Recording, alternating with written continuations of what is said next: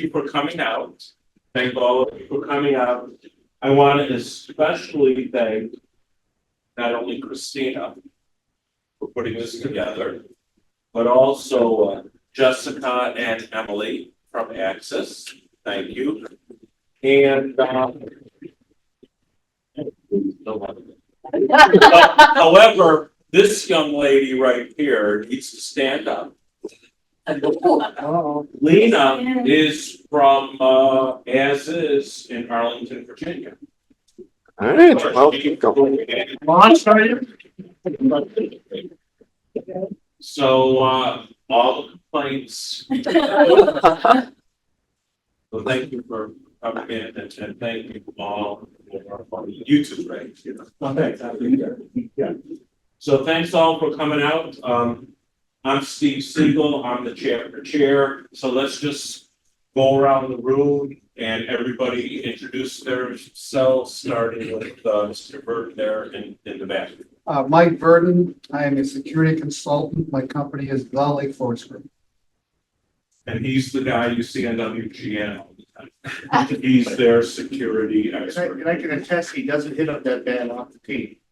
Are you making that? I saw that. Are you going Monday to, I'm out of town on business. okay, I'll be there in spirit. so it's not bad, but, just. Minutes. My name is Emily Mueller. I'm with ASIS and I'm the senior area marketing coordinator for the Midwest. Philip Johansson, I'm also with ASIS. I'm the area technical manager here in the Midwest, based out of Chicago as well. Chuck Slava with Access Communications, Regional Sales Manager. If you're golfing one day, stop by and see me and Emily at Hole 7. I know. Andy Babala, I've been a long chapter supporter because that's where I got my teeth probably broken through the understanding security concepts. So I definitely want to give back. I do consultations now. I do mastermind in a local area for real estate, and I do own video production companies. So. And Andy is starting tonight going to be live streaming the meetings. So any support that you can give for anything that you do, because he's doing this, complimentary. No, I'm really hoping that for the November event, I think we can do something that will actually have a price or some charge for the virtual stream, because we usually bring more people to that event and it's absolutely fantastic event. So I'm testing it right now. We'll do another test next month. You'll be there August 8th. Oh yes, yes. August 8th meeting, John Sellers. But I think that the most important from this is that we'll have those recordings available on our website, and we'll keep them. We'll tag people with presenters. I think it's going to be a nice way of promoting the chapter and the information knowledge that we do. Marina. Good afternoon, Marina Perez with Abbott, Regional Security Manager at headquarters, also part of the board. I'm VP of the NorthShore chapter. Great team, and membership is growing. So thank you so much. Thank you, ASIS, for having us again in your home. Really appreciate it. It's a state-of-the-art facility. And I brag to people about this place. So hopefully you guys get more and more scheduling of different events. So happy to be here. I'm John Pollock with Atlas as well. Senior systems analyst about the cameras and all the cool stories that ASIS has. Thank you for having me back. Michael Newberry, I'm the regional vice president here in Illinois for Allied University. Nicole Velez, I am an intelligence analyst at AbbVie, and I am the chapter secretary for. And intelligence administrator, very smart. By the way, I would have joined the chapter, but I was told you can't be a member of two chapters. So Yeah, well, you have affiliation with one, but you I'm a member of like 6 chapters, but Oh, you can actually. I did have someone tell me yesterday, sorry, no, you can't do. No, that. only and corporate, and this is an issue that I have with them, and they keep telling me they can't do it because of their, the website, the IT, whatever. You can only declare for one, but you could be a member of as many as you want. Yeah, I will fix that. Many chapters are happy to take your money. yeah. Yes, yes, yes. Okay, good now. Sir? I'm Dave Ross, I'm the Cole's assistant and Bill Master. Everyone, it's Rural again, to change. And I am the member engagement specialist at ASIS International. Among other things, but I run the mentoring program.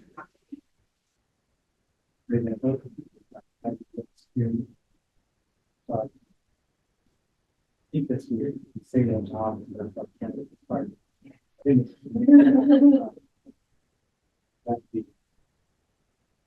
my name is Jessica Lundgren. I'm marketing manager for ASIS here in the Midwest, based out of Chicago.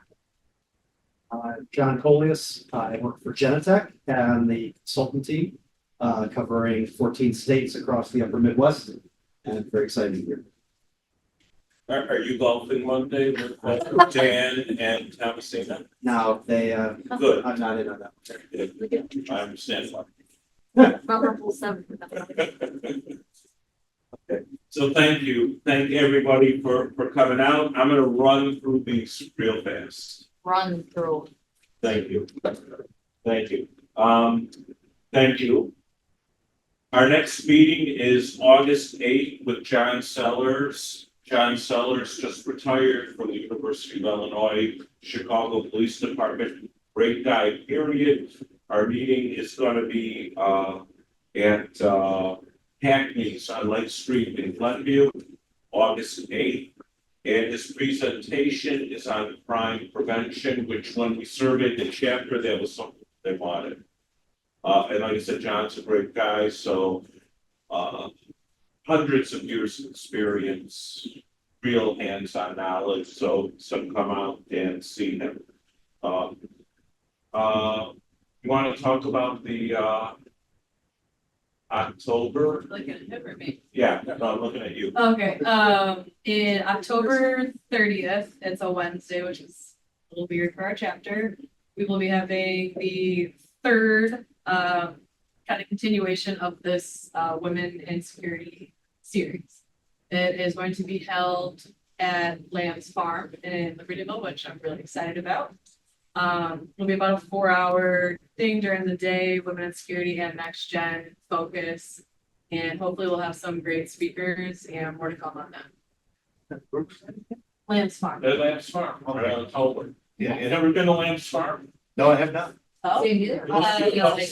Yeah, we're Lamb's Farm is a really great institution if you haven't been there or you don't know what it is. They are a home and they have homes and jobs and mentoring skills. They teach skills for mentally challenged. Okay, adults. yeah.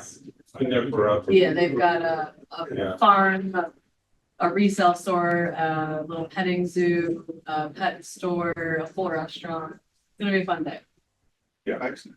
Yeah, it's, it's for men, I don't know what the properly correct words are today, but it's for mentally challenged people who can function, but not 100% in the real world, in society, but really at like 80%.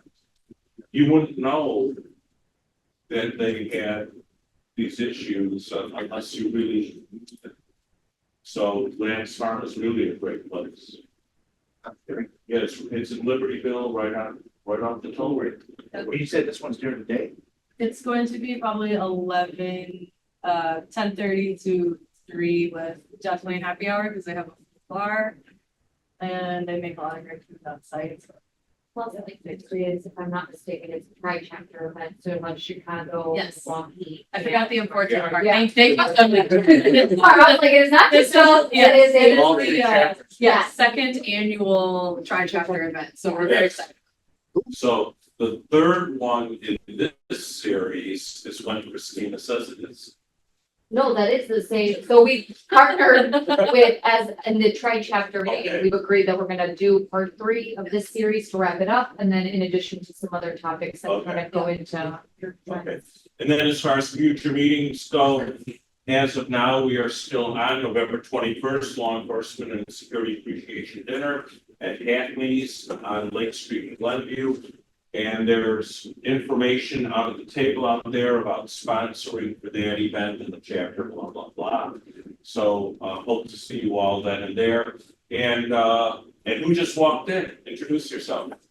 Hello, my name is Armando. I'm here representing Titan. It's my second event here for you guys. Welcome. Thank you. Thank you. And then we're still looking at a holiday party in December.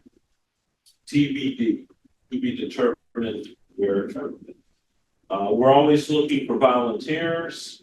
We're always looking for sponsors. We already talked about the tri-chapter.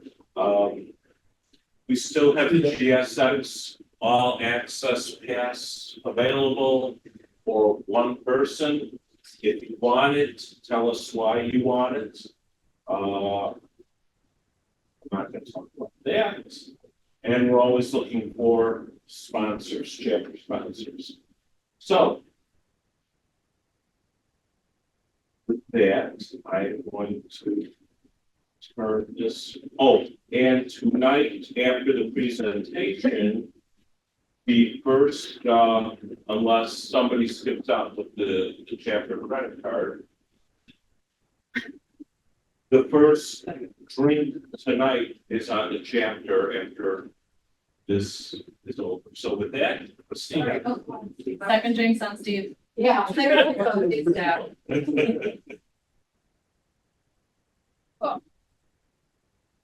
Righty. Well, that was not supposed to be the first slide. Okay, so we had some introductions. I just wanted to introduce myself. Christina Park, I would be women's security liaison as well as the next gen liaison for the church chapter.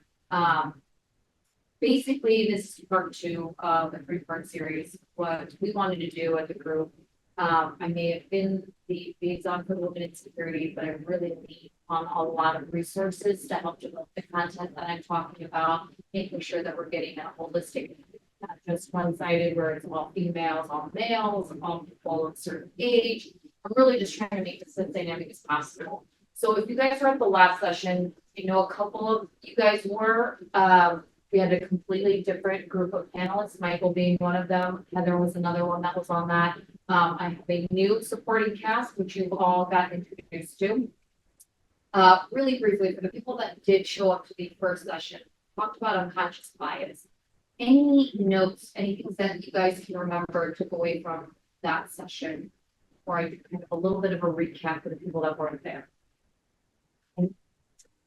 A comment, if I took the first session, that was that probably within a 2-week period, I received no less than probably 8 to 10 phone calls, and I ran into probably about 6 different people, in the 2 groups, I believe, who on the golf course who wanted to make it a point to say they thought that meeting really was an eye opener, but it was done in great taste and where we received and and learned from.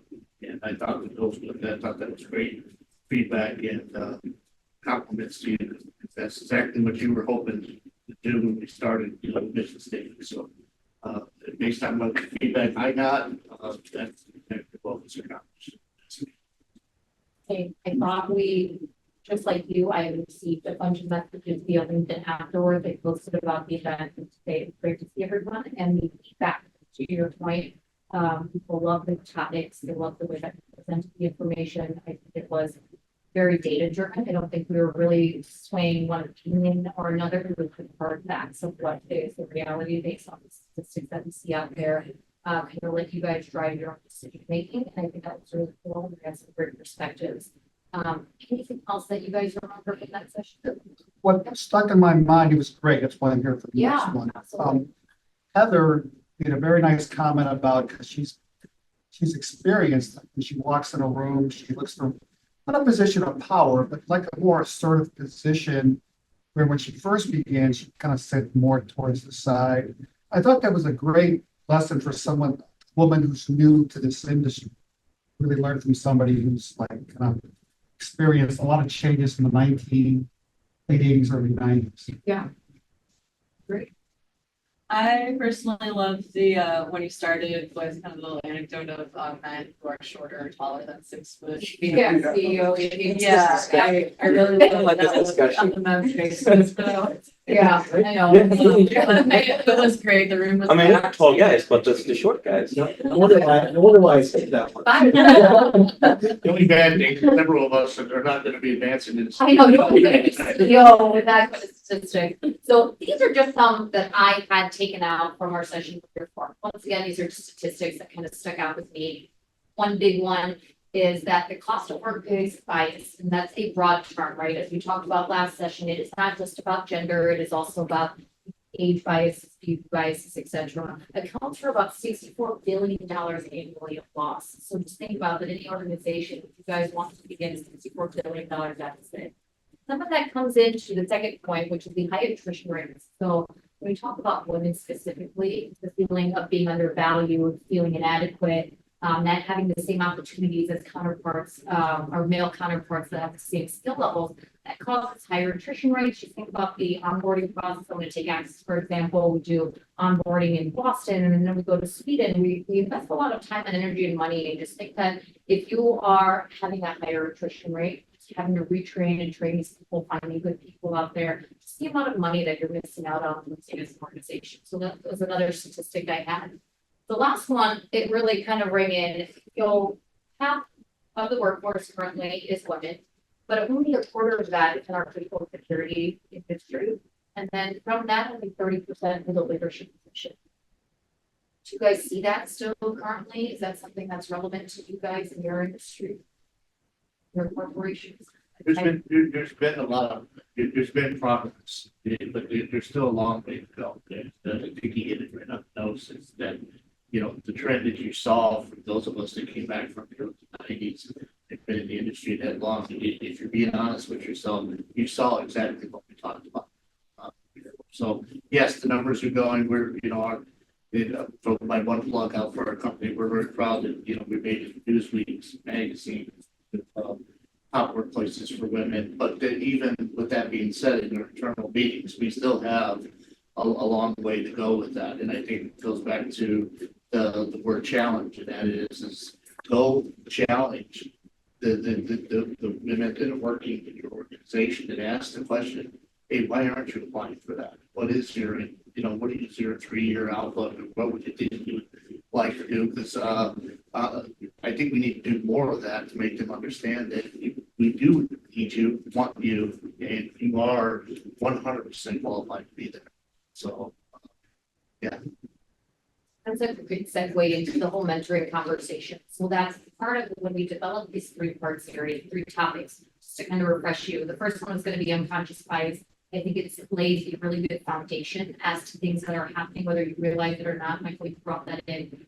And mentoring, what's the benefit of having an ally, right? Someone that pushes you, that drives you to say that, hey, as a woman, I've given you guys this statistic before, we need to meet 100% of the job criteria for us to get confident to apply for a job, or a male, it is less than 60%. It'd be like half of it and be like, yeah, I'm good, I can apply for this job, right? Great confidence men. So just things like that, where it's great to have a good mentor to kind of push you, to tell you that you guys are capable of doing that. So that's our second session, talking about mentoring. And then our last that we're going to cover in October is going to be hiring trends. It's the trends that we're seeing out in the industry, why it's so important. And what we want to see is, right, when we see 30% hold leadership positions, a quarter of the industry is female. Just want to make sure that the demographic that we're seeing within this industry matches kind of what we see out there. Right, there's far more women in this. We should be pulling more of this talent and making sure that we're honing in on the skills that they have, the diverse opinions. When we talk about workplace bias as you're essentially kind of excluding all these different opinions by creating like-minded people and putting groups of like-minded people there versus having diverse groups of people to challenge maybe the status quo. I think that it gives and provides growth in a lot of industries, so things like that. So we're kind of challenging those things in the third part of the series. So just to kind of go in, so today we're going to be talking about mentoring. This is kind of what the agenda looks like. We've already got the introduction portion. So just like any of the other sessions, kind of what is mentorship? What does it mean? So according to the EMCC, mentoring is a learning relationship involving sharing of skills, knowledge, and expertise between a mentor and a mentee for developmental conversations, experience sharing, and role modeling. The relationship may cover a wide variety of contexts and is an inclusive two-way partnership for mutual learning that values differences. So some key things that I'm taking away are things that I really like about that definition. I like that it says it's a two-way partnership. I think a lot of times there is some dependency that might come from mentees and just expect mentors to be doing and carry the load in that partnership. But I really do believe it is a two-way relationship. The mentee needs to be just as involved, just as eager to want to learn as the mentor, because I think a mentor has a lot to learn. Another thing that I like is even it's just mutual learning that values differences, right? That there are going to be differences. Everyone's not going to be the same. They're not going to be like-minded. That challenging each other is not a bad thing, right? It really grows an individual and grows relationships. Anything the panel wants to add to the definition of mentorship? What kind of stuck out to that definition? I think was really good about the definition is that it's mutual. Because a lot of times the mentors I've had, individual says, travel the path of what you want. So it's good to have that perspective. But then we kind of operate it now, it's like they were different. So certain things, so they were always open to listen to what my experience is. Totally different environment. And so the learning is mutual. You are not there.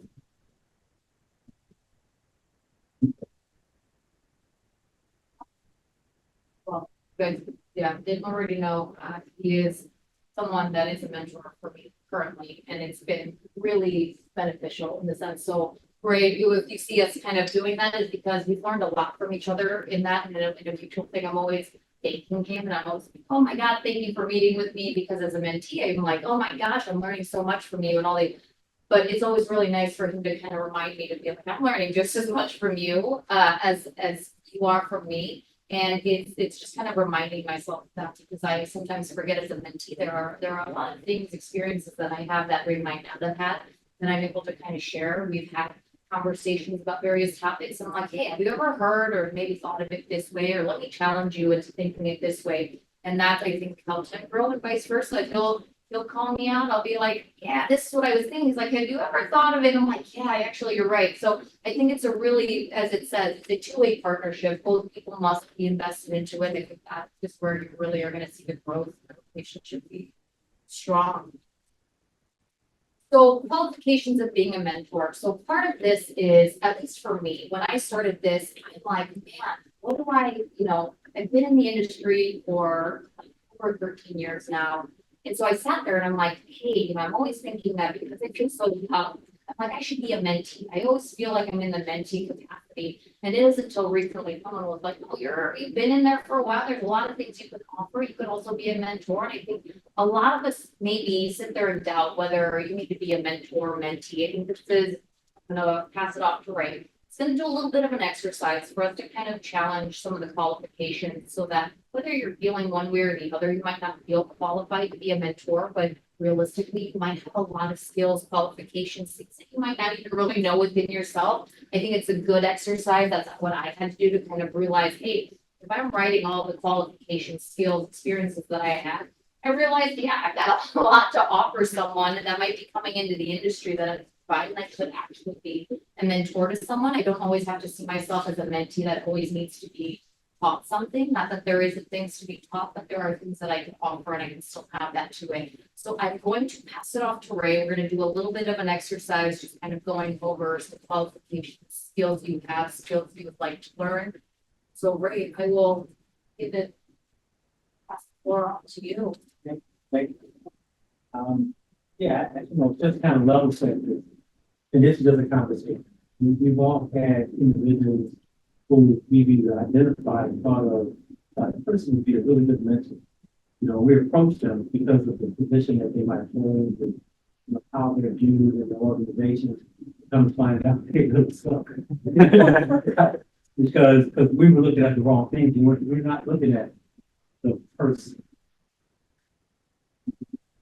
Mentor somebody who really invested in your success, doesn't want anything in return other than that you do the same thing for someone else. That's a mentor. The other thing too is that you don't have to have a title. You know, I think oftentimes you feel like I have to get to a certain point in my career in order to be viewed as somebody who's qualified for this. Somebody's watching you right now that you don't know. How you operate, how you carry yourself, how you successfully navigate that environment. So sitting in this room are plenty of mentors. And we're always going to be mentoring. I have two mentors, and I would not make a decision professionally while running a path. Never steer me wrong. And I trust them so much so that I started asking them about things in terms of just life in general. You know, raising kids. When they're teenagers, when they've already raised teenagers, you know, what does that look like? Why are they so stupid? and just asking those real life questions, right?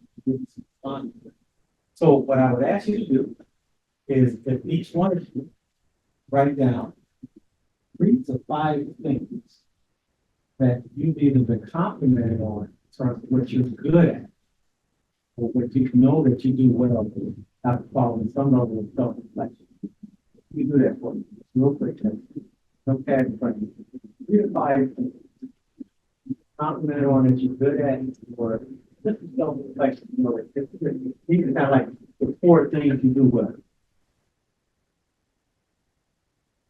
Awesome. Yes, She's giving me an evil eye, so I don't. Not, it was an encouraging eye, maybe. All right. Well, if you wouldn't mind going first, sir. Yeah, What are your 3 things? So that I do well, I did a good mix, or I hopefully, personally and professionally. So first, I think I'm a pretty good dad. I think I'm really good at managing my time. So like Christina, supported an account nationally. So I think if I didn't manage my time well, I would be drowning. And I like to think I support my team pretty well, right? So those are my 3 in terms of doing well. That's awesome. So I love the first. That gets balanced our lives, right? It's like, you know, I tell people all the time that when I check out from this thing, I don't want anything on my head that says anything about security. Right. One say that's good son, good dad, great dad, great friend. I think they're important. And I like the other team because they talk about the leadership. In order to be effective with a team, you have to manage time well. Give them the have to value it.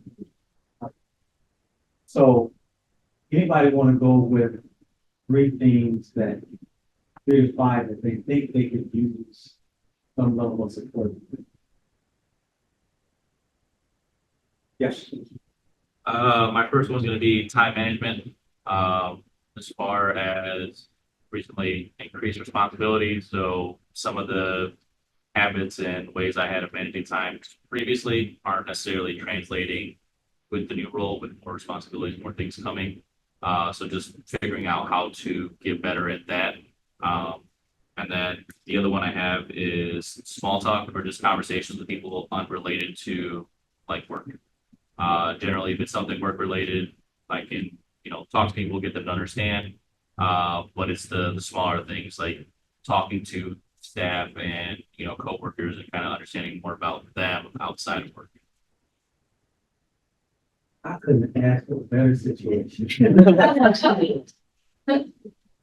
outstanding, right? So sitting behind me is someone who said that he's very effective with time management. And then also, in order to lead a team, sometimes you have to be good at small talks. I have a gentleman that reports to me, and he's outstanding. Challenge sometimes is those kind of warm and fuzzy conversations, you know, starting out with, how's your family? How's everybody doing? How's your mom doing? Because people typically don't care how much you know until they know how much you care. And that's what starts to build a relationship. So that's just an example, and we won't do the entire. That's just an example of sitting in this room are individuals that you network. Yeah. You will find someone that you can connect with. So a mentor doesn't necessarily have to be one or two people. I've been mentored by a ton of them. I've reported into several individuals that I thought were absolutely outstanding. I reported individuals that absolutely suck. And I learned what not to do through that experience. So thank you both for sharing. Did anybody else have any comments or kind of share?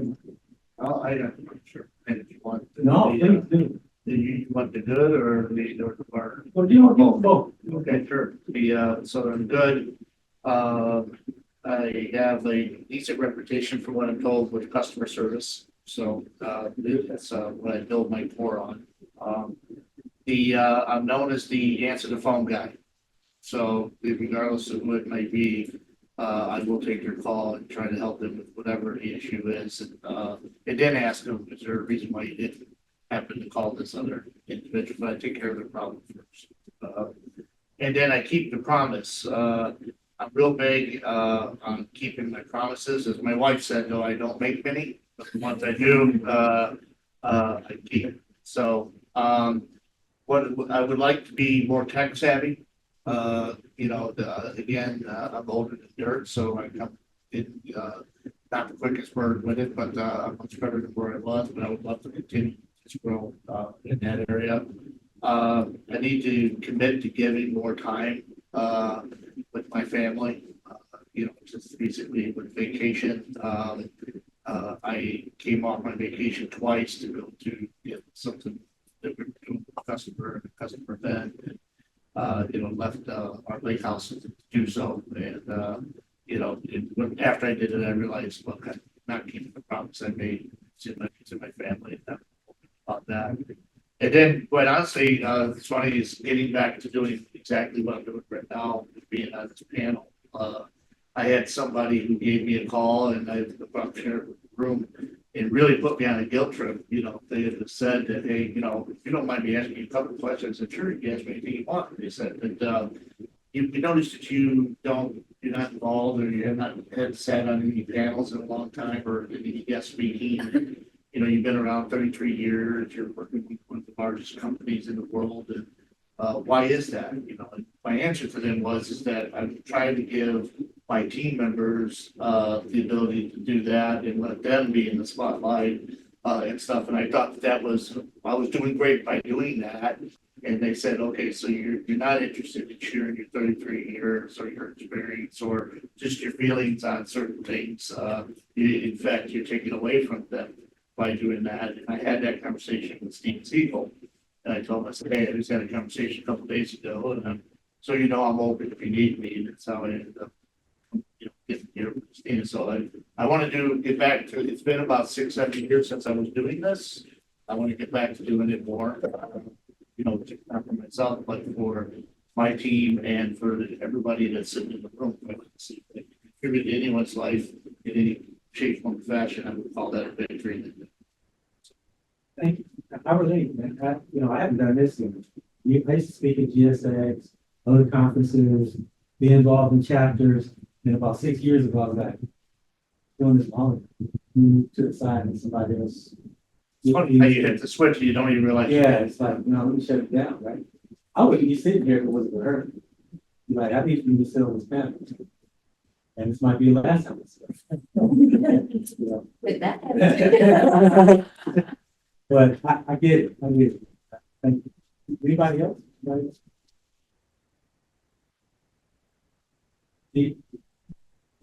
So, I have a lot of one-on-one sayings. One-on-one is like basic stuff that I've learned throughout my life. Very early on, I learned from W. Clement Stone. If anybody knows who he was, if you don't, you should look him up. W. Clement Stone, a black man born into poverty in Chicago, door-to-door insurance salesman. There's a small company that he owned called Aon that we now know today as Aon. But he said R2A2, recognize, relate, assimilate, and apply what you see, hear, discuss, read, think, recognize, relate, assimilate, and apply, R2A2. George Patton said, if we're all in agreement, then some of us aren't thinking. Learn to listen, listen to learn. And a true expert is somebody who continues to learn it all after they've learned it all.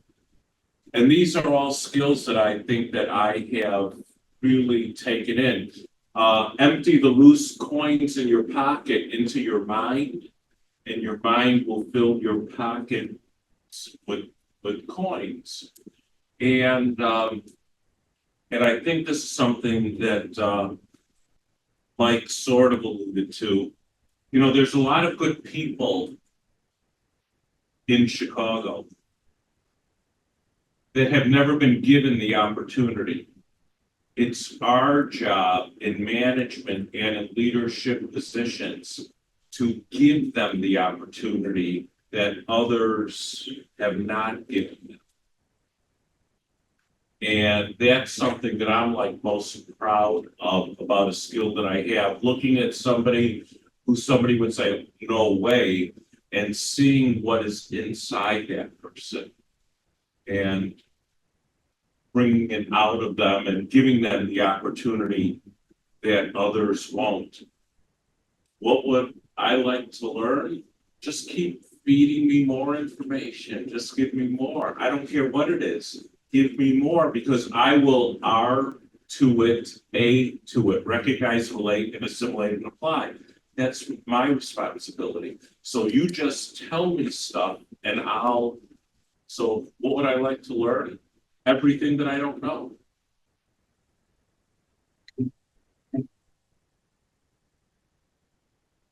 Questions, concerns before we move on from this exercise? I think if we were to summarize it, Ray, and you can add to it, or maybe even correct me if I'm wrong on it. I think the example with Brian and Armando was just to kind of show that whether you guys realize it or not, it doesn't always have to be some formal process. Like even in a room like this, when you guys are out and maybe hanging out with coworkers, that you might actually have someone that could be a mentor that has skills that can help you out. It doesn't have to be some big rigorous formal process. It could just be, right, you can just turn around and be like, hey, Brian, you mentioned you're really strong at, time management. What are you doing? And just even having a brief conversation on that, not only does it help your social skills and working on that, but you're also able to learn, right? So it's saying that any opportunity can be a time just to learn from someone. It doesn't have to be some formal, long drawn out mentoring process. You can just learn skills and realize that there are a lot of resources and talent available around you at all times. Is that a good summary of what we were trying to accomplish here? Okay. Can I add just one other thing that I should have added? I'm sorry. And then John. I'm sorry. No, go ahead.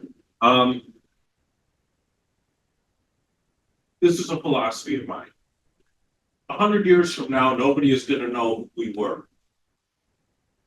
It's reality. Nobody's going to know who we were. 99.9999% of us are ordinary. There's only a few special people ever in the world. It's our responsibility to take the knowledge that we have, that we've learned, and pass it on. We should not be fearful that if I give Tim information or Marina information, that I am going to lose what I have. I should really want to give her or Tim, whatever I have learned to help them rise. There's an old saying, if you're nice to the people on the way up the ladder, they'll cushion you when you're on the way down the ladder. And as someone who is older in the room, there's a lot of truth to that. That's something that I have learned. And so we really should want to help everybody that we come in contact with, almost everybody that we come in. Great point. Just to follow up, I like what Ray did so much is as we get more into mentoring and coaching and being a teammate, which I think is another big thing we'll talk about, is knowing being a true teammate or being a true mentor or coach is knowing somebody's weaknesses and helping them get past it. It's not just making them feel good about what they do well. And I think that the people that have helped me the most are the ones that have sometimes kindly and sometimes directly told me things that I don't do very well or things that I do very well. And that's why I think it's really important to write down what you're good at, but also in order to actually get better and actually in order to be an effective teammate or coach, it's knowing how to lift people up in the parts they're not as strong at and having the courage or the kindness to tell them that, to help them. Because if you don't help them, they're never, then that weakness is going to fester or get worse. Nice. So that's going to segue into our stories anecdotes. So what I'm going to have is each analyst is going to share an experience in regards to mentorship and mentoring. What you're going to see, and I'm going to hope you're going to get expensive salt, so maybe I won't tell you guys what I'm expecting. But they're going to do it in between. I might ask a follow-up question if you guys have anything that you guys want to contribute, if you have something that you relate to or want to go off of. Please, this is supposed to be very interactive. We want everyone to feel comfortable to share whatever information that you guys have. If there's opinions, thoughts that you guys have, please definitely feel comfortable in sharing or interrupting them. I'm sure they don't mind, and if they do, they'll tell you. But with that, John, I'm gonna have you, as you were the last one to go off, just maybe share one of your experiences in mentorship and what it's looked like for you. Yeah, so my story has changed repeatedly as I've been prepping for this. And I was just at the ASIS Experience Center in Cincinnati a couple days ago, and we had some new employees, and I was talking to one of the more senior people, and when I say more senior, he had been with us about 3 years, and we had a new person that had been with us about 3 months. And I remember, and I told them something that hit me a few years ago when I was with Genentech, which was not the new guy anymore. I forget who said that. Somebody was mentioning something about that a minute ago, but like, it's kind of that realization, maybe it might have been you, that I'm not the new guy anymore. I have to be a leader too.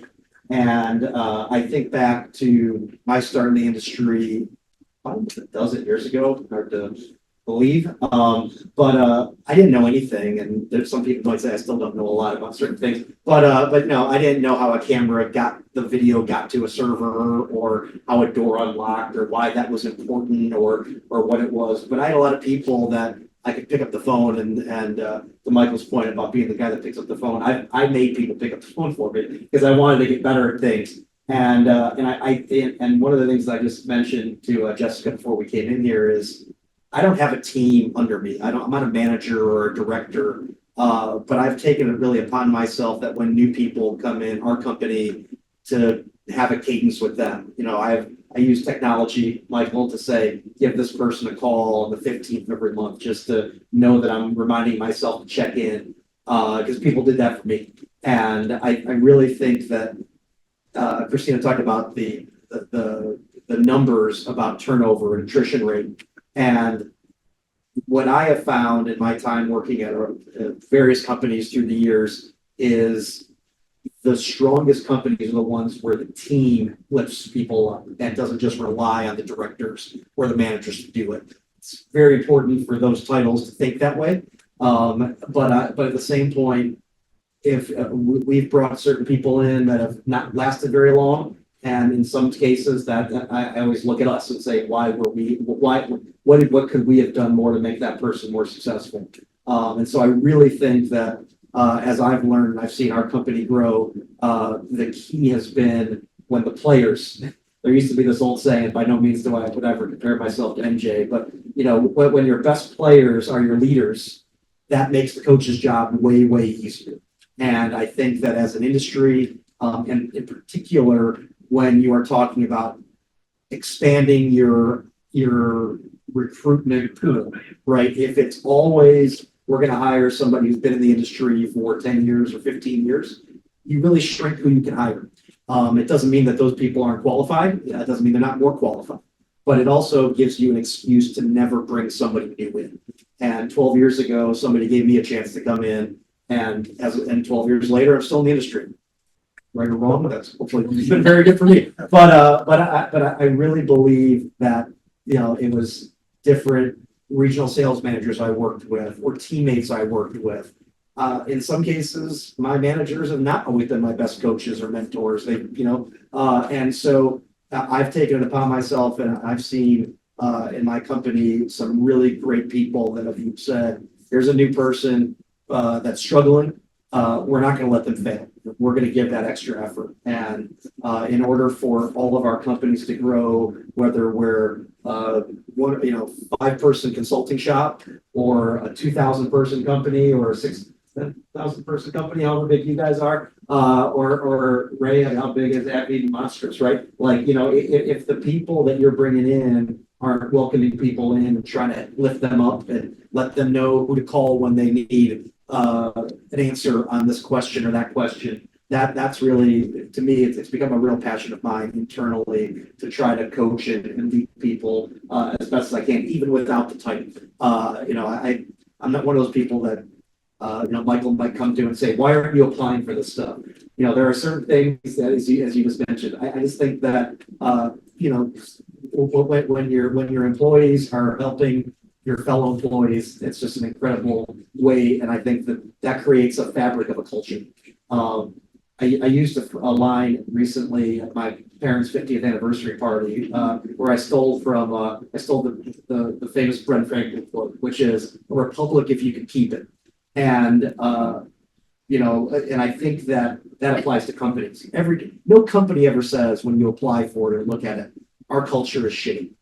Nobody says that. Nobody says, "We need you to come here because we don't know what we're doing and people hate each other." Every company says they have the best culture. But in order to actually have that culture, you have to work for it. You have to make a little bit extra time. You have to, as Michael said, pick up that phone call. And I just really believe that as it's an onus on all of us, especially as we try to bring more different hires in. We have so benefited from people from other organizations, from different genders or races. It doesn't matter. But at the same point, sometimes those people don't get as many opportunities because the experience isn't there. And the way you can bring in people that give you a different viewpoint of the world or for your organization is to have a culture that can support them. So it's really, really vital. That's why I asked Christina to be a part of this panel. You don't mind me, you hit two key points there that I'm going to support your position on. I read a book called Road to Vote. If you haven't read it before, I highly recommend it. It's a great book. But and I have it here, and I thought it was such a very important phrase. It leads right into what you said, and if I can share with the group here. Bad teams, nobody leads. Average teams, coaches lead. Lead teams, players lead. So, you know, you talked about that, and the players are the leaders. You don't have a group of people that you're managing or anything of that nature, but at the same time, it makes you the most valuable person. Players are leading. My phone rings a lot, I'll tell you that. Yeah, when players are leading, you're going to have a winning team. I don't care what industry you're in or what it is you're doing. When players are leading, you're going to have a winning team, you know. And to point about the technology, I can't tell you how many people I have working for me that are smarter than me. You know, and that was the goal, is to try to surround myself with people and be able to, and I accepted a long time ago that was going to be the case to be successful. And, you know, that means that anyone and everyone, come on, you can work for me because I have no problem. So Just great to feedback. kind of piggyback off of what you were saying, and you might have build that kind of culture. So you talked about that. The whole point to shift your mindset and realize that, hey, I do have skills. I can provide some resources or advice to the people coming in, even though I'm not in a leadership position. What shifted? What changed? How do you start breeding that culture within an organization if it's not already there, or if it is there? When do you kind of flip the switch and say, hey, you know, this is go time. I do have some skills. So I don't know if you could speak to that. But It's a really good question. Like I said, that phrase, I literally wrote it down. I'm not the new guy anymore. You know, at a certain point, you can only ask so many questions and hopefully start to learn stuff. I still ask questions to people that below, above, wherever, to me all the time. But I don't know if there's a specific moment. Some people come in and they think they're the leader on day one. And sometimes that really works, right? And sometimes it totally falls flat too. So I think that it's, you know, you mentioned, you know, the confidence, for somebody to apply to a job they're not qualified for, right? I think that's almost what you have to get to, because once you get a little bit of time in the company, you start to feel better about what's going on. You understand the day to day. You know, onboarding, you know, you mentioned you guys go to Boston, you go to Sweden, our company, that people go to Montreal, and, you know, they sometimes think, oh, as soon as I get back from there, I'm gonna know everything. And then they come back and they're like, oh my gosh, I didn't learn that stuff. And I did learn everything, right? Because you still have to live it. And the way that it really helps is having those people locally that can support you. So, you know, you could become a leader in week 1, year 1, year 10. But it's really up to that individual internally, I think, to say, I'm going to be that person that says, call me when you need me. Or more importantly, I think, especially when you're the teammate that Michael was talking about, the teammates leading the team, is being more proactive and welcoming that person. Sometimes one of the guys that did that for me, I talked to him earlier today. He was told by a boss at the time, like, hey, I have these 2 new guys that started on the 13th of August. Call them, right? And I've been talking to Kevin ever since. And now I help him stuff, right? And so now that mutual relationship that was on the quote is really tied in. So I don't know if there's a specific process. I know that every company is trying to come up with processes and workflows and everything.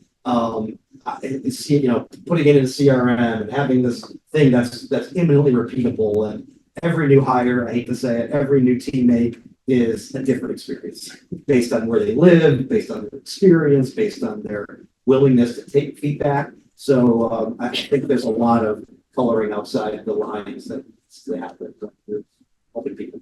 Yeah, so from what I heard, if it's okay to not summarize, but to say, I feel like your curiosity, the fact that you are open to asking questions, putting yourself out there to learn more, and your proactive nature has kind of helped, right, in regards to kind of building that kind of culture and building that around you, because it's your curiosity and your openness to want to learn from whomever that's made you a far more educated and well-versed human being, and your proactiveness and openness to help the people because you've been in that situation. I think also applies to them. You know, if you want to add something. I just wanted to say that it sounds like it's just a lifestyle, right? Like we're talking about work and workflows and processes. That's the question. But if you embody that lifestyle of being a leader and wanting to help people, and you know, just what you do everywhere you do, like, anywhere you're going, you're doing that thing that is allowing you to be excellent. It doesn't matter what you're doing, you know. So that's just the point that I wanted to say, because it isn't just you grow into that. You grow into that. So I just. So yeah. Heather always brings up the point that, like, because she's more senior, unfortunately Heather couldn't be here today, but that she gets a lot of even competitive integrators will say, we have a new female working for us, can she reach out to you? And Heather always, she's wonderful, always says yes, right? And you know, I think that's, you know, I have, now that I've been doing this as long as I have, I get some of those calls too, like, oh, my son wants to get into this or whatever. It's like, how old am I now, right? Sure. But that's, you know, taking that call and helping that person or whatever I find it to be valuable and rewarding of all. I had a moment like that, and I kind of know where it turned for me. It was, I work in a small, hesitant to share anything right here. It's nothing bad. I work in a small space, so I work very closely with, you know, the same type of people. And, you know, when you're forced to work in a small space, so everybody has their own thing going on. So, you know, the environment wasn't great when I arrived there. So I knew that. And, you know, I was like, how do I navigate this space as a new person, and a new person hired during COVID, where I didn't see Ray's face until he, you know, growing the COVID beard for the first time. How how do I get along with everyone? I'm not naturally a person who cares like me, not gonna go on my group, but you don't, that's fine, that's your problem. How do I work in a small space and try to like navigate all these different personalities, big personalities, small ones? And it might sound lame, but it was a webinar that I don't remember what the webinar spoke about at all, but it was titled Influencing Without Authority. And it kind of took me back. I was like, oh, like I have gained rapport with these people just by being friendly for like a whole year and a half. Now they listen to me because I've listened to them. You know, they listen to me because I took the time to ask them questions because I was new. And now I've been there 5 years and we have quite a few people in there. And, you know, now I'm that person that's able to kind of reach out and be able.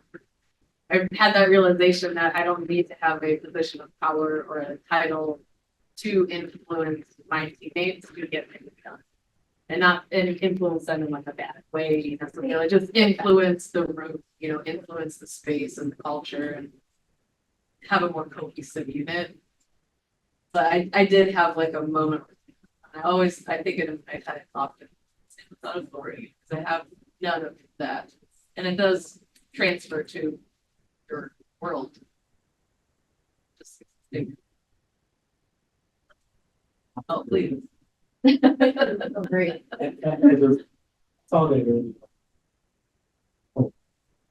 Yeah, these are examples of what I'm talking about. You don't need that time. And as a result of their being leadership in our organization, now you sort of see sort of as a stop sign. So they're all that. Oh.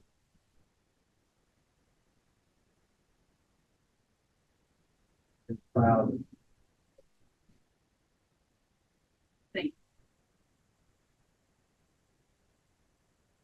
Awesome. Jessica, you're up next. What do you have to share with us? Thank you. So when Christina asked me again on this panel, I was really about my role and my experience and what I've done. When I came to ASIS, I was pretty green very early on in my career, completely into the security industry. I became a leader, a team lead, went into management more recently, and was very fortunate to be a part of ASIS that has a global mentorship program. So when I was accepted into that, I really wanted to be on the mentee side, even though I was in this leadership role, I was still very new. And while I've been very fortunate to have a lot of mentors throughout my career, it was a great step earlier to have mentors everywhere. But I really wanted to kind of have this formalized program to see what I could learn, how I could apply this to my role and my team that is growing and that I'm trying to build. And it was really wonderful. It is a global program. I understand not all companies have something like this. So it might not work or it might not be something that's available to you. But what I wanted to kind of bring today was some of the learnings that I had from that experience. And as a mentee, working with someone who has been in the industry for a very long time and in a leadership role, it was really up to me to drive the relationship. I think we talked about this earlier. So knowing that your mentor shouldn't be doing all of the work, right? We have to take our own development and career into our own hands. So that was one of the biggest things I really wanted to share today is not being afraid to let those mentees in that situation, if you're a mentor, drive that and determine based on their goals, their path, what they want to do in their career, help them throughout, but also as a mentee, knowing that it's kind of up to you to figure that out and then find someone, just like Christina and Ray did, find someone who has the skills that you want or in a position that you want to be in and use that to try to learn from them. But being open, we've kind of touched on that, being open, ready to learn, those are all really important on both sides. The communication piece, you know, I think that's really key in these types of scenarios. So no, it doesn't always have to be formal. could be something to develop, we can have grown. But I think it's so important to have those relationships and to be able to leverage these people throughout your career. If I can ask, just to touch more on the formal side as you went through the process, what were some of the expectations of both the mentor and mentee? How were those two kind of pinned or kind of, right? If you do it informally, you kind of find someone that gels with you that meets in a more formal process, kind of, can you explain what that process looks like on a more formal and how do they match you to your mentor? What are some of the expectations that the program has of each of those people? How often are you speaking? Is that something that you guys are share some of that?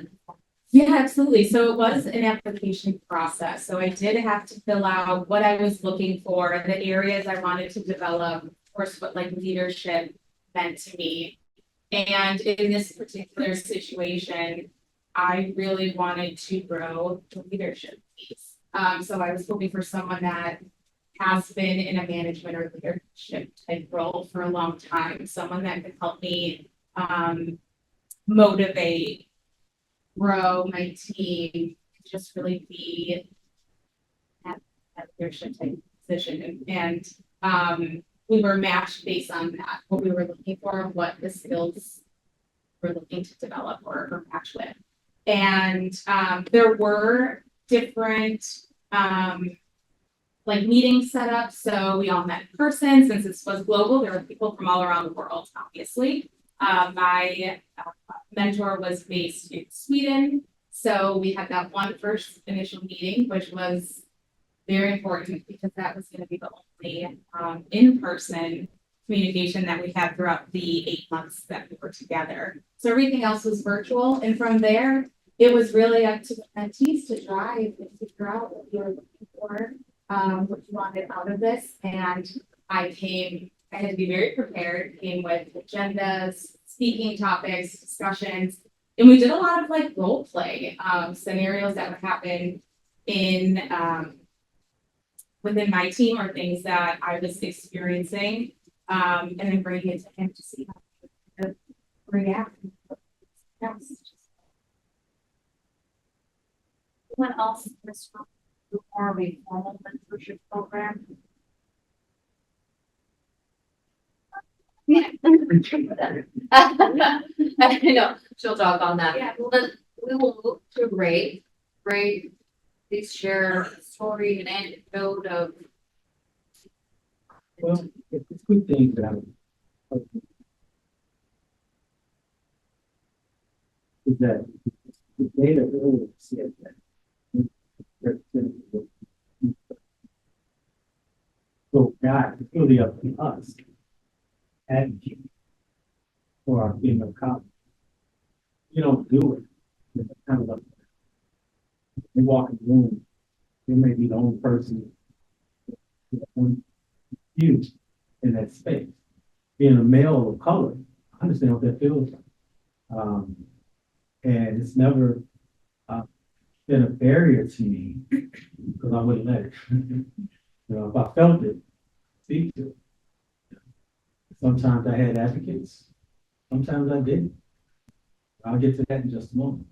So I like what Mike said in terms of earlier about how he approaches people.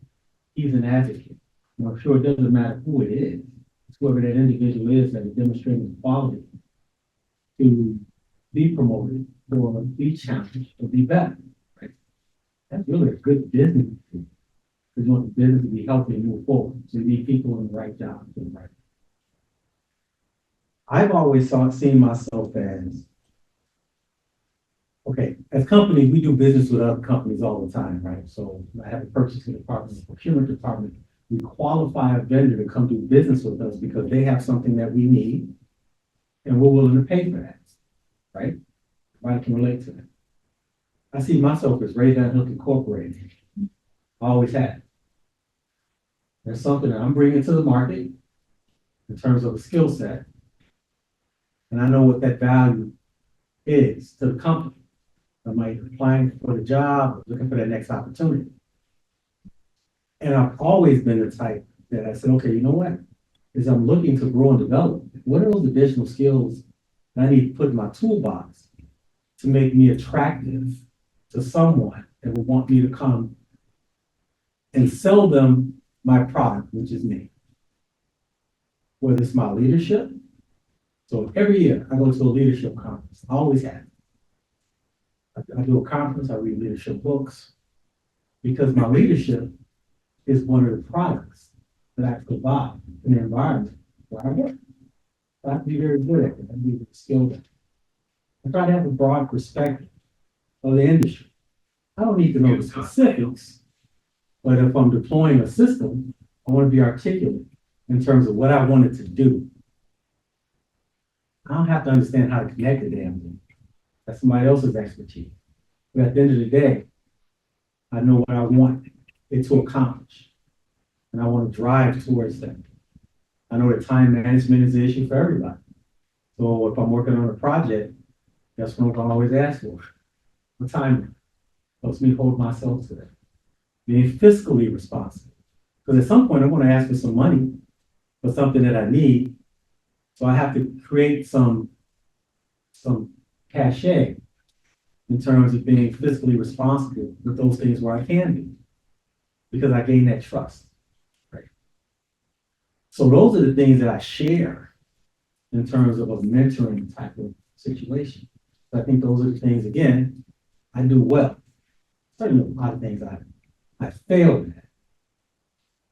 And I will share that too. But I don't want anybody thinking I get it all right. I've always gotten it all right. So that's that human piece that people will connect with. You know, because you're not coming off like you got all the answers. I don't. Right.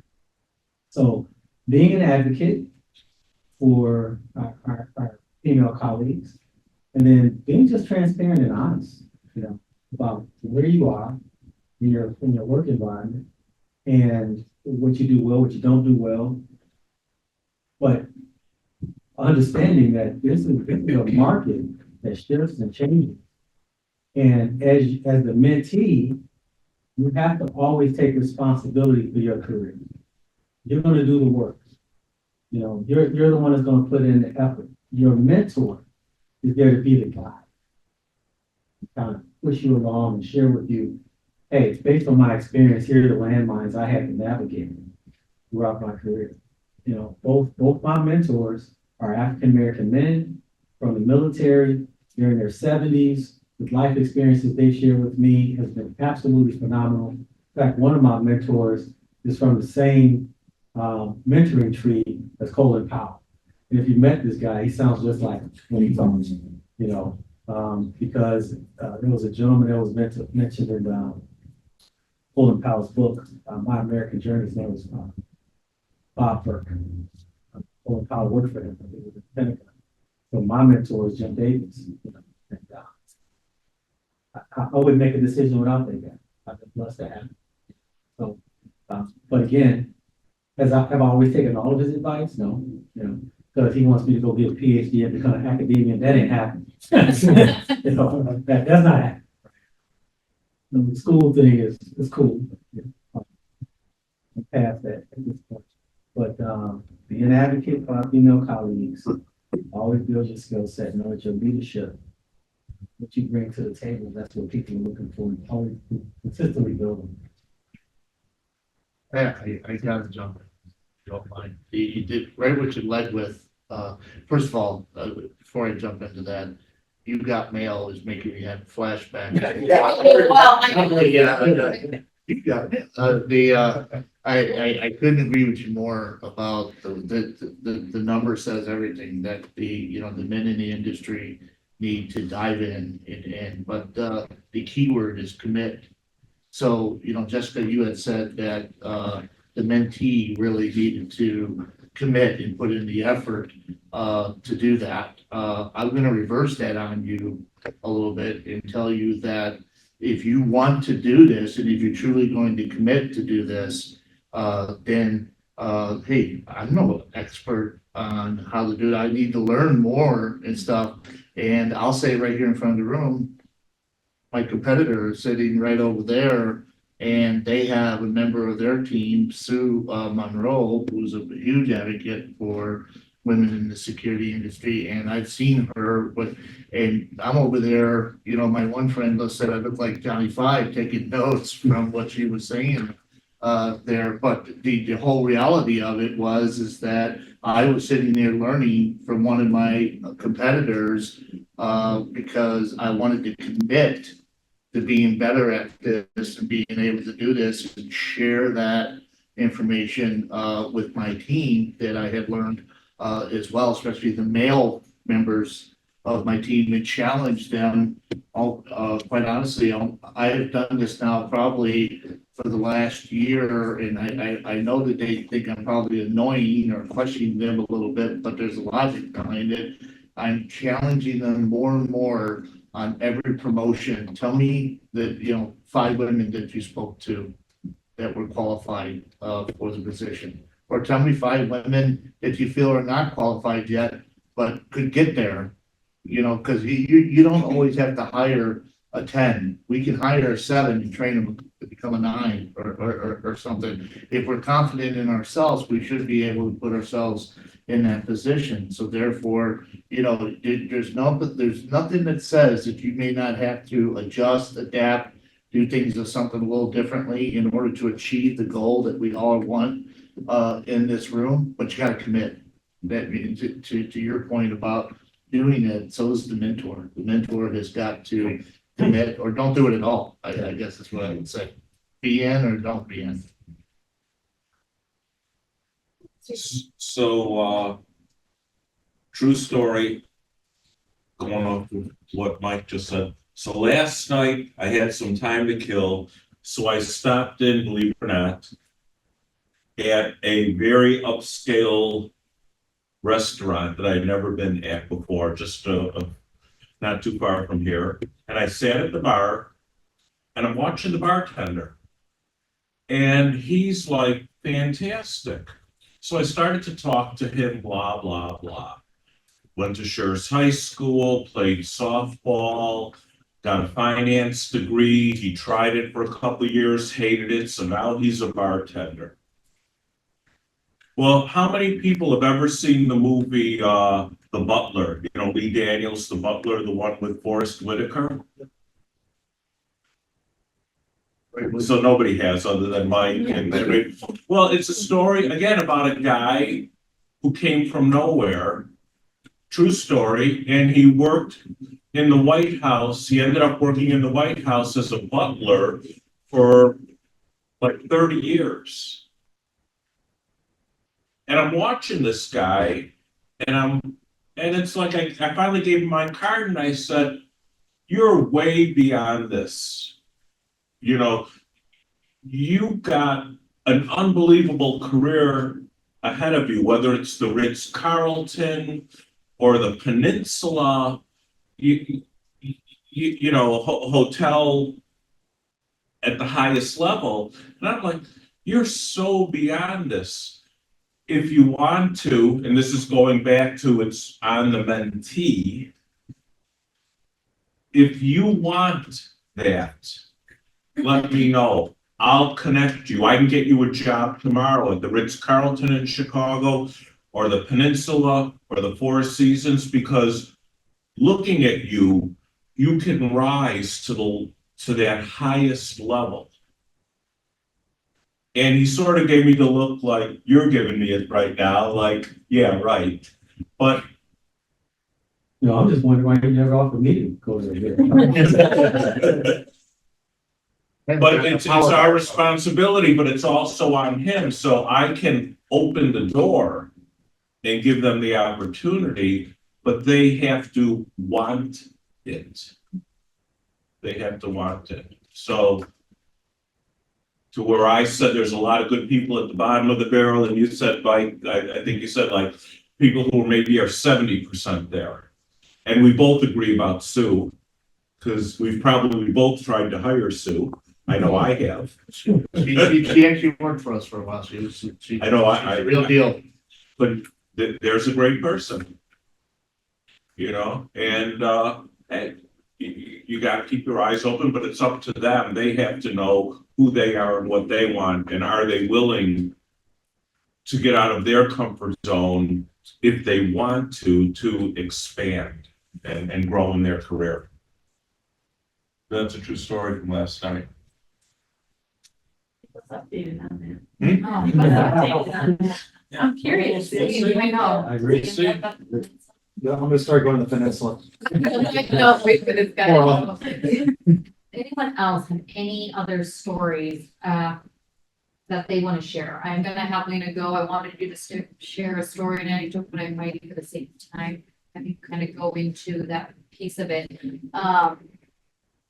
The main messaging we wanted to get across, with just these stories and anecdote session, was just that there's many ways to be mentored. That, you know, there is both the formal process, as you saw with Jessica, right? There are organizations and companies that have a more formal global initiative or a program that they have. That, as John shared, Ray's shared, you know, I'm sure some of you guys have also shared, there's also informal mentorship, right? At some point you become this leader and you know, are the expert in whatever field that it is, or you're just an expert in something and you end up being a mentor or mentee for someone else. So just kind of letting you guys know that there are two. We brought Lena in all the way from Arlington area, not just for her amazing presence here, but she wants to talk to you guys a little bit more about what ASIS actually has to offer in regards to a more formal mentorship process. So for those of you guys, as we started talking about this, make you guys feel very passionate about it and say, hey, outside of an informal setting, which I may have already done, I'd like to look at something a little bit more formal, see what resources are available. Because part of ASIS, we figured I'd bring Lena in and have her talk about the mentoring program that she's been working on and she's been spearheading. And if you're interested, definitely ping her, grab her afterwards, and we can kind of continue. So go ahead. Yeah, awesome. Thank you. Lena Ferrero again, Member Engagement Specialist at ASIS International. And I am happy to talk about the mentor program. So it's funny because you're calling me a formal program, and it is. As you can see, here's this process. So it's an online system. I don't know, does any, with a raise of hands, if you guys are members of ASIS, but has anyone ever seen or the link to the mentoring program, or maybe have gotten emails, maybe you recognize my name, maybe not, and it's totally okay. So I got hired back in November of 22. Pre that, I don't really know the status of how the mentoring program was, but that's why, one of the reasons why I got hired to really develop it. And so it is a formal program in that you can register, but it is more on the informal side. Why do I say that? Because anyone can be a mentor, anyone can be a mentee. There are no qualifications, just the experience that the members have. So there are over 700 members, mentors that are available. And I'll kind of talk about this and just kind of giving you guys some stats. And it's a program that's meant to be flexible. So a mentor, and this is kind of funny and I kind of throw the joke out, but has everyone here, or maybe some of you have heard the dating app called Bumble? So, you know, it works kind of like that. Because a mentee. Yeah. Just say, hey. And so the mentee would register for this program. The mentees are the people in the position where they have to choose, right? Mentors are available. And you can sign up to be a mentor. I always encourage, if you have experience, you know, to really make your profile, because you can upload your resume and, you know, just everything that makes you, I guess I'll say the word marketable, so that mentee looking for you can be like, oh yeah, this is exactly what I want. And again, I can show you guys the website or whatever, we can talk about it offline, but there are filters, right? With over 800 people, you're picking based off of industry experience, certification, country. You can search by keywords. So city, if you have a person's name, say you need someone here, and you guys want to get connected formally through the mentor program that ASIS has, you can search a person's name, you can find it that way. But why I say it's informal is because it is just that. You kind of get matched and then you just choose how long you want to be in that mentoring relationship. It can be a week, it can be 2 weeks, it can be 3 months. At 6 months, you do get credits for CPE for certification. And so these are just the steps, and I'll kind of dive in a little bit more, but this is all pretty self-explanatory, probably something that everyone has talked about just now, a discovery call, right? Agreeing on a plan, and then just meeting as agreed and reflecting and assessing. So we actually have a link on our landing page it's really important. I get everything. So any of, likes, dislikes, I'm going to talk about this, but we are developing a more formal mentor program, a more structured, where it's going to be like courses over the course of 6 months, a set number of mentees and mentors, maybe about 10 to 12, where you have to apply and you do have to get selected. It's a little bit more in depth, and that should be available here in 2025, let's say. So that is pretty much what I've got for the overview there. I want to go into this next part, and you can read this. I'm not going to read it off for you, but I want to talk about the roles of the mentee and the mentor. Not really going to go too much in depth because, again, everything that was just talked about, it really is, it's important. Even in my personal experience as a mentee, you need to pursue the mentor, right? You need to kind of pick their brains and the experience that they have. But the mentor, how should I say this? So anyways, but the mentor can't really do anything with our program until they get selected, right? So the mentee really has to, and there's a whole, just so that you know behind the scenes what's happening. I'm really digging deep as the mentees they create their profile so that they can get matched. And so that's their onboarding process. So if you were to talk about this to a program, if you want to be mentors, but you want other people you think would be good to benefit from the mentee or the program as a mentee, they have to engage with the program. They have to select a mentor. And if they don't, this is what I see on my end, right? The technical aspect is they become a part of a 6-week onboarding process. So touch points, emails from me, right? Where I'm checking in, making sure that person is getting mentored, because the last thing we want is for mentees to really fall through the cracks. And we've heard really all evening us say that the mentee has to pursue, the mentee has to be the one to chase the mentor. But I will add in that mentors need to not get jaded when maybe someone, I don't know if you're relating to different people and they're just wasting your time, or they're not actually taking advantage of what they have, or you might feel unappreciated because that might be the case, right? To always continue to engage and not to waste your time, but to give grace, I should say, right? And so that is really, that's just pretty much the overview of what I wanted to say there about the mentor program. I don't want to get, it's really specifics, but there's a 6-week process that the mentees get that they become a part of. And after that, it's a quarterly emails that you'll get from me so that they can become matched, because at the end of the day, that's what we want. I'll say what we are seeing is that there are mentors that are a part of the program that aren't replying back to the mentees or the engagements, right? And so then there's this cycle of, the mentees aren't requesting because the mentors aren't getting back to them, right? Which is why I say that one point about, okay, not being jaded, essentially, if you're coming from a mentor standpoint. So, but ASIS's program, like I said, it's just we're trying to get more people involved and more aware, because it starts here at the local level, right? There's experience here, and what better way to actually get rewarded than if you're already doing this, like if you already have relationships at length. You can get certification, you can get credits, you can get all these different things. And the mentoring program specifically,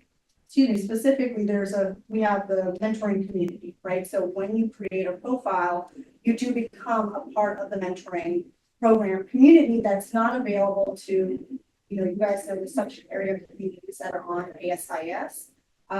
It's not just open to everyone. So within those, I have quarterly meetups that talks about leadership, that talks about mentorship. They're recorded and they can be used as resources and they're posted on the website, which again, if you guys are interested in that, I can definitely show you where you can find that. So I can share that with people because it's not just, you know, we're pulling the last meetup that we did, we call them, it was security consultants, right? And why did you choose, it was a panel of 4 people that chose that security consulting career. Well, why did they choose that? And it's quite different than just being, you know, not owning a business, not, you know, working at a company, then having your own firm, which is being a consultant. And so the people part of the program, mentors and mentees, were able to ask questions to those people that had succeeded at that level as to why. It's that very, I wouldn't even say it's niche because at ASIS, that's one of the largest number of people that make up ASIS. And so I'll really leave it at that. And if you guys have any questions, just, you know, feel free to chat with me, and I'm more than happy to give you guys resources and give you my card. Thanks for coming out. Really. Especially coming to Illinois of all places.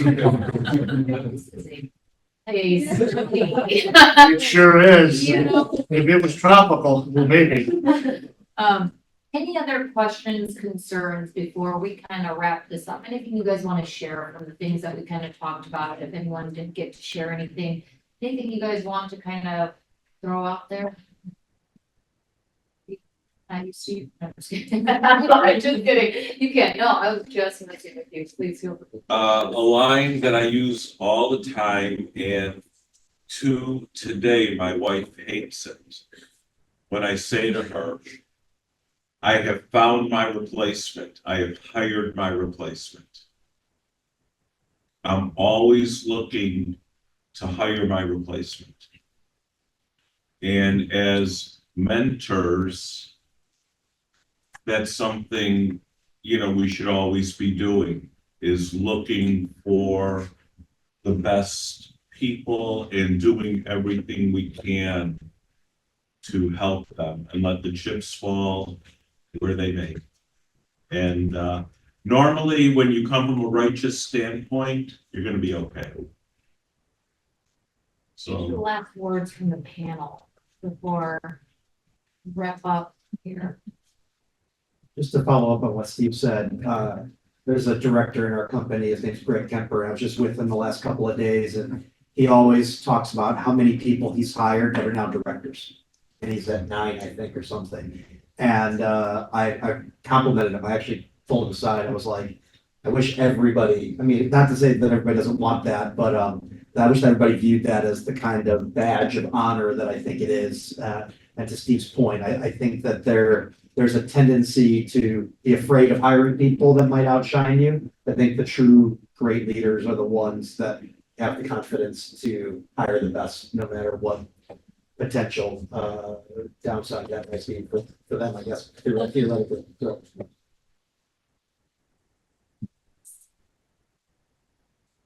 I'll just say thank you. Yeah. I like this. This is more intimate.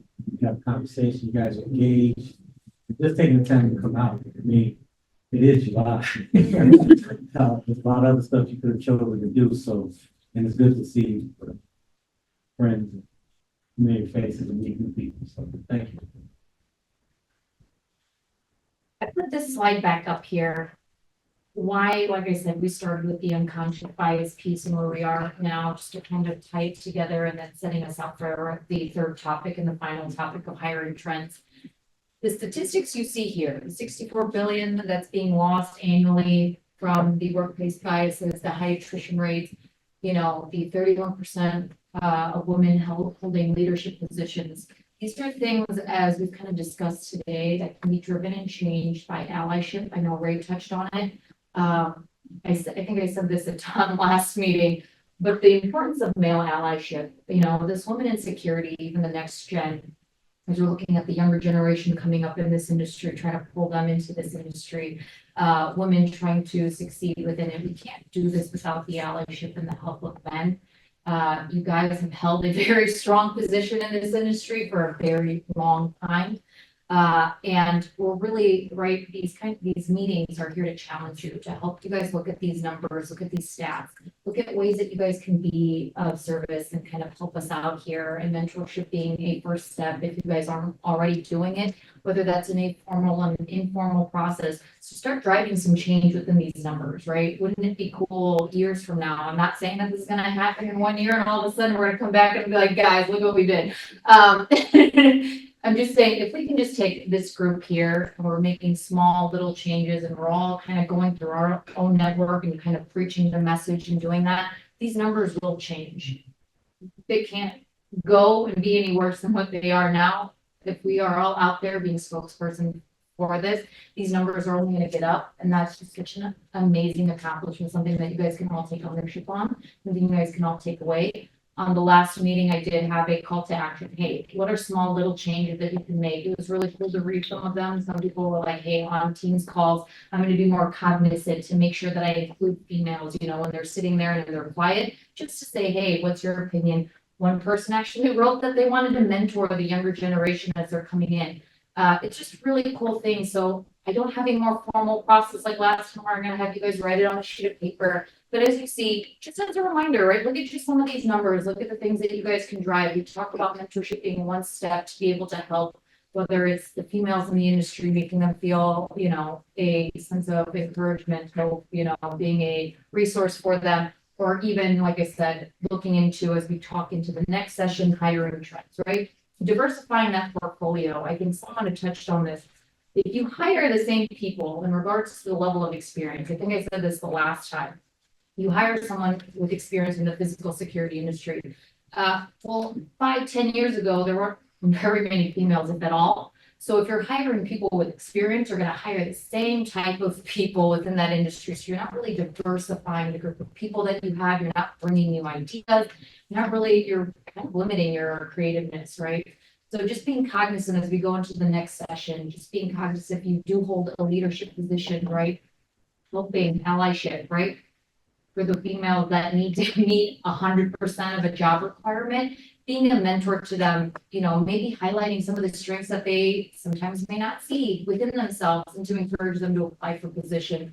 If you have the ability to do so, elevate them into some of these leadership positions, because I think there is benefit with diversifying. I think as the younger generation, as other females see, it's always really amazing for me to go somewhere and see a female leader and be like, hey, that is really cool. If she can do it, I can do it, right? It's kind of this motivational thing. It's sometimes discouraging going into a room and all the executives are males of a certain age and you're just respect them, but you're kind of like, oh man, I don't see anyone like me, right? And that's not just on a female, as an Asian, right? That's something that I always look at too. I can look into a room and be like, wow, great, cool. I'm the only Asian person in the room, let alone a female. So you play this. So just being cognizant that we all have the ability to change and drive change within these numbers, that you guys take some active kind of, maybe your own little goals that you guys can write down to try to drive that. You're the only Asian female in this room. Killing the game. It helps me. If I got a picture of me and my grandkids, I look like a preschool teacher because none of them look African American. Yeah, I told you my oldest daughter is married to a gentleman from the Laos, so my grandkids look more like you than they look like you. Asian genes are very strong. They used to send me their naked pictures of them when they were kids, and I was like, don't send me that, because if I can pull that I'm not gonna believe this little Asian naked kid on my phone with my grandchild. There's a great book out there, I'm sure a lot of people are aware of it. It's by Admiral McRaven. It's Make Your Bed. Oh, yeah. Great. I just love the beginning of it. You have to start somewhere, and if you start every day by just making your bed, you achieve something. So same concept here. It's just being in this room today, you've made your bed. you've taken the first step. If it's your first time here or second, you're making that step. And then if I may make a side comical comment, my son's on that app. And he told me about it, and at first I was like, well, is that fair? He goes, it's great, because if they pick you, hey, they picked you. Yeah. So he just told me like 2 weeks ago he was on that app. Yeah.